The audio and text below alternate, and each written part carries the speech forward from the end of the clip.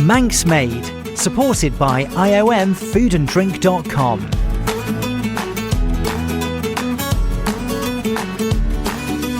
Hello and welcome to Manx Made, a 3-part island life series with me, Michelle James. We'll be uncovering some of the island's most exciting food and drink products, from salt to rum to ice cream. Let's go behind the scenes and find out exactly what goes into making these Manx-made products. A big thank you to iomfoodanddrink.com for supporting the series.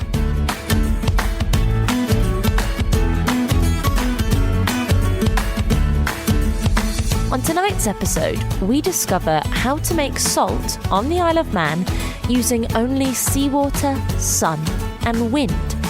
Inspired by the pull of the sea, Helen Crosby of IOM Salt Co. became a self-proclaimed master of salt when discovering the potential on the Isle of Man to make very special sea salt. We moved over here just over 6 years ago now, and having lived and worked in the hospitality industry for a long time in France, was kind of keen to kind of do something food related, I guess, when we came here, and just doing a lot of research on the island, seeing what opportunities were available, and just realised that it was just such an amazing product that nobody made here. And I just thought, what an incredible thing to really showcase the sea, the marine nature reserve that surrounds us. It's an amazing product that will really put the Isle of Man on the map. Did you instantly fall on salt as the kind of the big light bulb moment, or was there a process before you found that? There was a little bit of a process. I think coming from like a chefing type background, I kind of considered maybe doing other options. I'd kind of researched maybe cake baking, but saw that was obviously like a great kind of trade for that here already. Trialed a pasta product as well for a while, thinking maybe that could be a goer. But I think there was just something about the pull of the sea, like living opposite there every day, and I would just see this massive water out there and this beautiful coastline. I just saw it as a real opportunity, really, and just thought, why not? Let's give it a go. So you're in lockdown and you're heading on out and visiting the beaches. We kind of all were craving a little bit of nature. How did it all piece together? So it was like our daily exercise walks, really. So literally we would leave the house all together as a family. We'd walk across the road. Kids would take their buckets and, we'd kind of head on across to the beach opposite. George, our youngest, would just stand there for an hour throwing stones into the water. Hetty would be in her own little magical world, and I would just literally be staring at the salt forming in these rock pools, thinking like, why don't we do this? So we did just start one day, and the kids just carried buckets of water back from the beach, carried it back to the house, and we just started boiling water in pans, and that's really how it was born. And just trialed loads of different processes, did a lot of late night research, ruined a lot of pans, and finally kind of managed to make this product and had these gorgeous sparkly crystal flakes. And I just couldn't quite believe it that we managed to do it from this process. So it literally just started. And then how did you journey from ruined pans all over your kitchen to where we are today? It has been quite a journey. There's been like a lot of helping hands along the way. I definitely haven't done it solo. There's been, friends and family and amazing creatives on the Isle of Man that have helped me along the way. Government help, obviously, as well. DEFRA, the Food and Drink Department, have been a great support too. So it just started and it kind of snowballed, really. So I had these initial kind of 10 first jars that I'd made. And then thought, let's think of a name, let's think of a logo, and it just kind of like snowballed on from there, really. And then, I've expanded the range to make a couple of different salt blends now, and a salted caramel sauce using the creamery products, and there's just so much scope for it to go forward as well. There's a lot more to come. The salted caramel salt, that is another kind of avenue as well, isn't it? It is, yeah. Was that just a trial and error? I just kind of thought of all the possibilities you could use for this salt product, and it is endless, really, because salt is such a staple. Like in terms of history, it kind of goes way back. It was kind of used as currency back in the day. Roman soldiers were paid in salt. It's always been kind of linked to our lives, I think. And I think falling back, there was obviously like a salt trade back in the day, over 100 years ago on the Isle of Man, which, kind of died out, I think, with the introduction of chemical salt production in the UK and around the world that made it no longer viable to do here.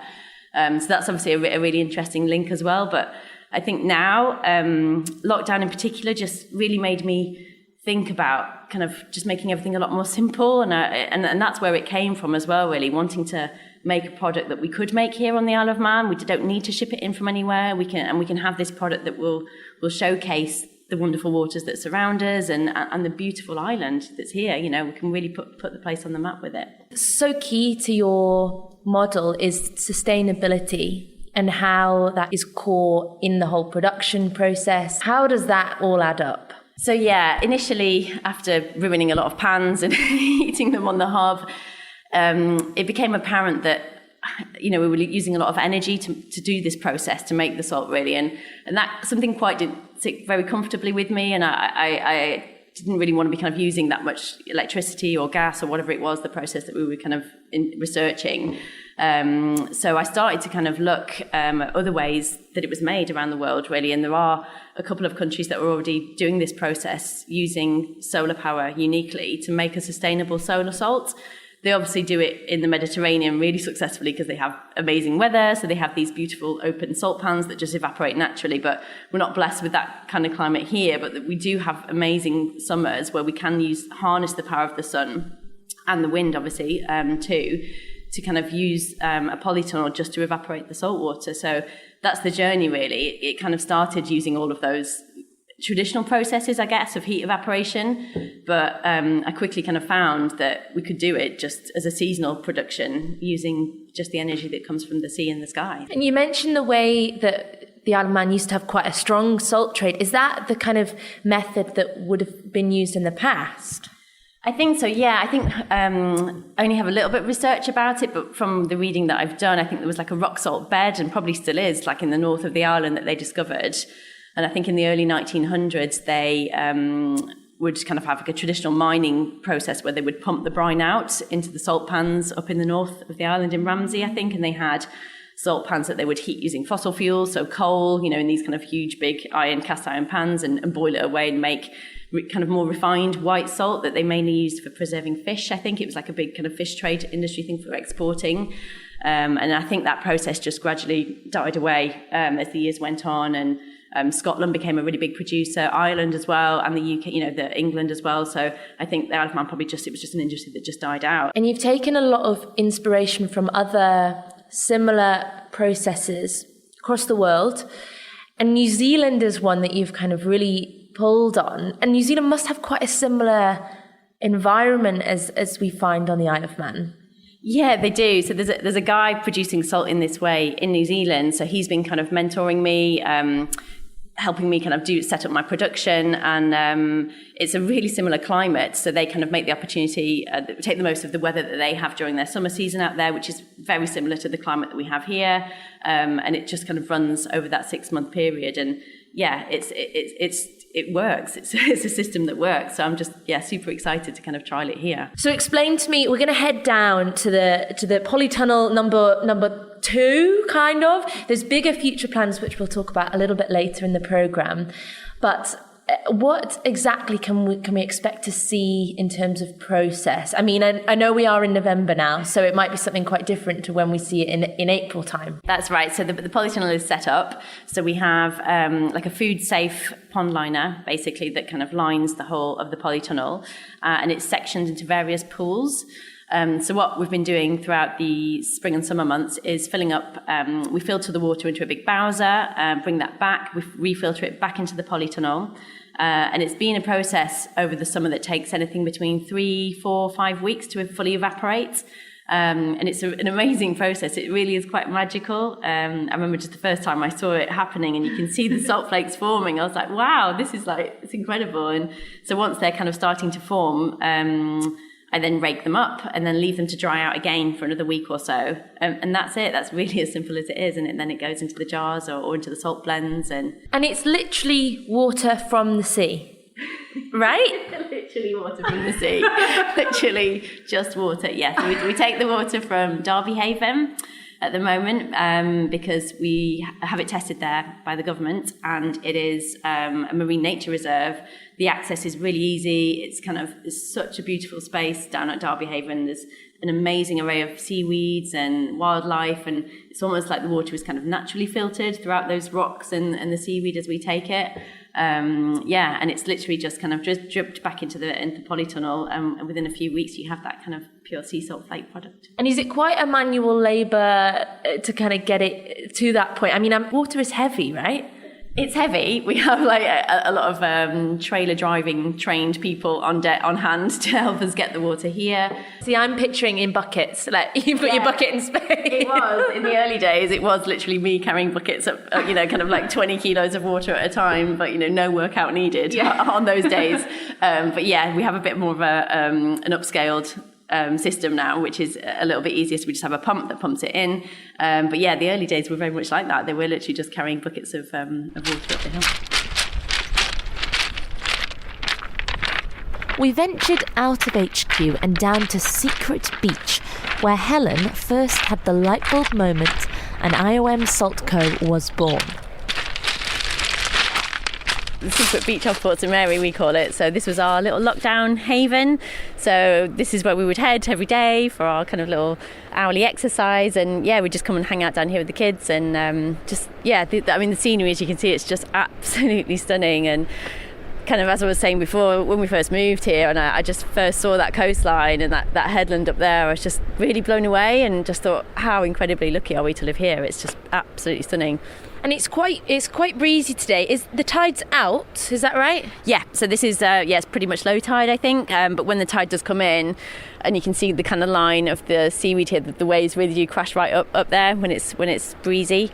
And where would you start to see the salt form when you were first kind of discovering the idea? So there's like little rock pools that run around the sides here, all the way up around to Perwick Bay as well, all on the side, and you just see like this kind of higher pools where waves do crash when it's stormier, and then when the sun comes out in the following days, you can just see the kind of salt forming around the edges. But it's not something that we would find now in November, really. It's not really the right time of year. Yeah, you're kind of looking spring, summertime, really. But we can head round there and have a look and see what we can find. Awesome, let's do it. Now, we didn't get much in the way of salt formation on the rock pools in November, but I did get a look in the polytunnel they've been using where the salt forms. As you can see here, so we've got the polytunnel in the garden, and we have a food safe pond liner which lines the whole base of the tunnel, and it's divided up into 7 pools at the moment. So what we've been doing, we're pumping the water back in, filtering it back in, and then just it's a waiting game really then. So it takes a period of time, kind of 3 to 4 weeks. Once the crystals start forming, then you kind of rake them out, and then again leave them to dry for a couple of weeks. Yeah. And when you say the wind helps, how? So the wind helps with the drying process, not so much with the evaporation because that's really heat based. So in those summer months when the sun is at its highest, that's when you kind of get to the kind of 45, 50, 55 degree temperatures inside the tunnel, which is peak evaporation rate. The wind comes in really once we've raked up the salt, and then we open up the end doors of the tunnel, and the wind literally just whistles through there and kind of helps that drying process even further. So we use both the sun and the wind to do it. And it doesn't blow all the salt away? It doesn't, no, not yet. We haven't lost any salt in that process, but yeah. And when you think of a polytunnel, you just don't think about what we can see right now. You think of vegetables, even though you're not doing anything to do with vegetables. No, that's right, yeah. It was quite a surprise to me, really, when I first came across the idea and thinking, wow, yeah, it's like it's a polytunnel that essentially has been used for years and years and years to grow agricultural stuff, and it's just filling it with water to do the same process. Harness that energy from the sun to evaporate the water. A really interesting process to see and learn about with Helen from IOM Salt Co. They have really exciting expansion plans for next season, so do keep an eye out. And Helen gifted me with a very special salt, a collaboration with Red My Farm, a chili salt. It's very, very yummy, and my eggs on toast have never tasted the same since.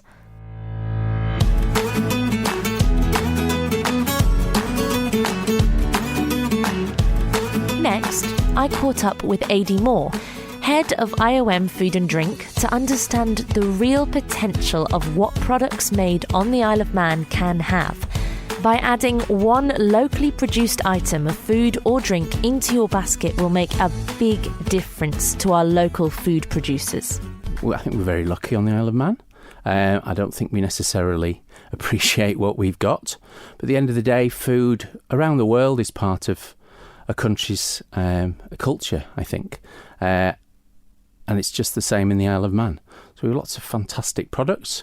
We're a rural community at the end of the day, so lots of farmers here, lots of work on farms and lots of product coming out of those farms, whether that be meat or vegetables or whatever, and drinks as well. Obviously, we're producing quite a lot of drinks. I think that's really important for the culture of the Isle of Man. It gives us connection. I think in many cultures, people meet around food as well, around meal times, or when you meet your friends, you tend to meet in a restaurant or something like that. So I think food's a really, really important part of the culture, and particularly in the Isle of Man. And what makes Isle of Man food and drink products special? I think there's a great history of innovation and keeping things real. So we really appreciate the quality of the produce that we have here.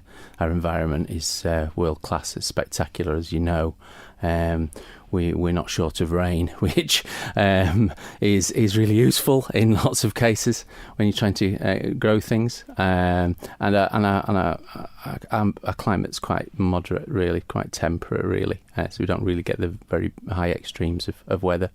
And that creates the environment which is really, really good for either growing things, but also developing products that have unique characteristics, terroir, if you like, as they talk about in winemaking. You can taste where the products come from. I think we've got, our meat products are absolutely superb. A lot of our vegetables, again, are really, really high quality. And then there's the passion within the people here to do something differently. I think there's a lot of creativity on the Isle of Man. Obviously, in radio, you get the opportunity to meet a lot of these people, and I'm very lucky to work with them on a daily basis.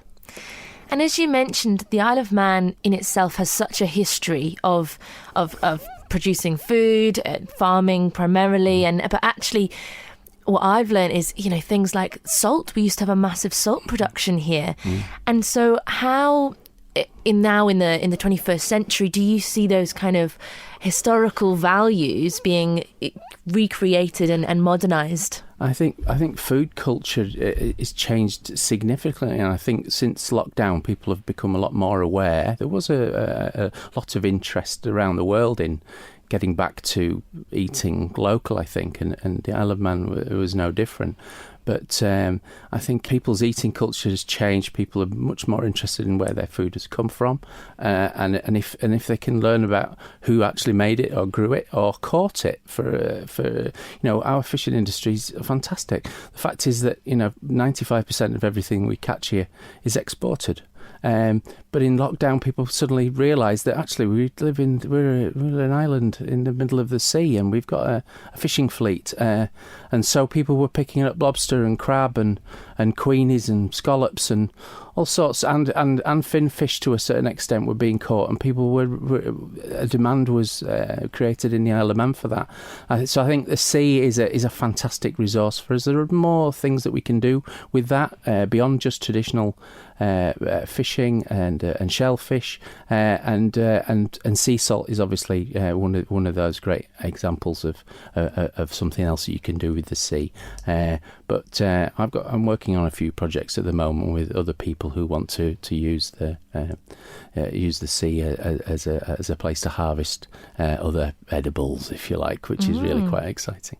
Where does the balance lie between producing products for the people of the Isle of Man and producing products that have a life away from the island?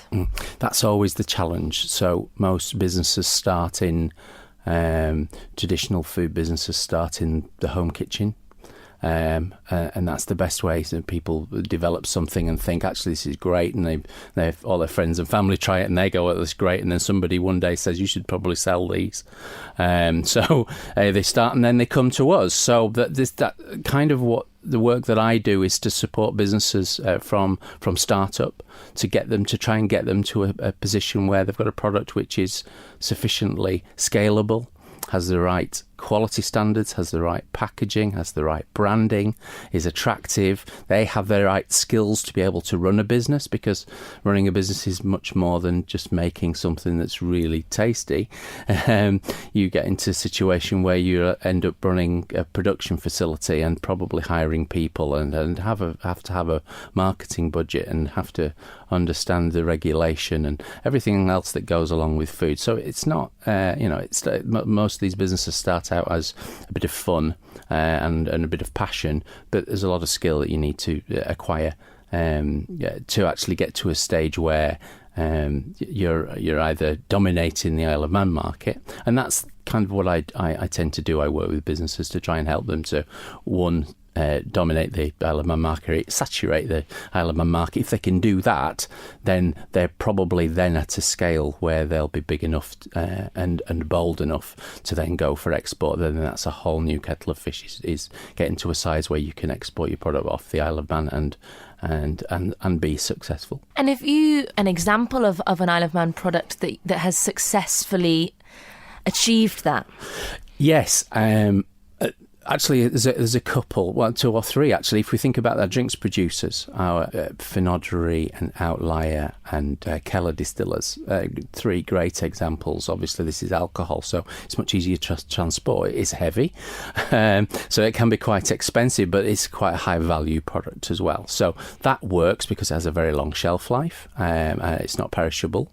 And those 3 businesses have got fantastic export. Outlier are relatively new, and you went to speak to the guys recently, and they talked about that as well. So they went to Rumfest, and we helped them to go to Rumfest to exhibit their product there. And from that, they've got lots and lots of interest in exporting off the Isle of Man, which means that they will have to expand their production facility. And I'm there to help them. I help them to set up in the first place, and I'll be there to help them wherever this takes them. And once that product has gone off island, I mean, you can look at so many different places, but something that comes to my mind in terms of a comparable area is what Cornwall have done, and how much tourism and sense of place and understanding of that area. Is that something that the Isle of Man are trying to achieve when these exports are products of the Isle of Man going off island? Of course, that's a real dream, and some places have done that very, very successfully and have a very long history of that, and are well known for their food, and therefore create food tourism. And I think that is something that we would definitely like to do. Some people do come here specifically for some of the products that we have. Manx Queenies are, a protected designation of origin. Lockton lamb, you can't get that anywhere else really. So if they're things that you absolutely love, then they're 2 products that are unique to the Isle of Man. But yeah, certainly working with our friends at Visit Isle of Man as well, they recognise that. We have the Harvest Scheme, which recognises and puts awards into cafes and restaurants and things like that, so people can see that they are supporters of local produce, and they buy and use that in their recipes. And that's obviously something. We've got the Food and Drink Festival, which is an attraction every year. We've got the 2 agricultural shows, which we also support. I mean, we put the Food and Drink Festival on. That's a DEFRA event, and we do hope that gets to a stage where and gets so well known that people will come. And we do already get people from off island who come to the event, but there's probably an opportunity to scale that more. If there are any individuals, entrepreneurs, producers in waiting that are interested in creating products, perhaps you've sparked some ideas about creating accessible local food, how can they connect with IOM Food and Drink? There's a whole raft of support that's available to you. The first place to go would be iomfoodanddrink.com. That's our website. That's our shop window, if you like, for local food and drink. You've been listening to Manx Made with me, Michelle James. Thanks again to iomfoodanddrink.com for supporting the series. You can listen back to the whole series of Manx Made online at manxradio.com.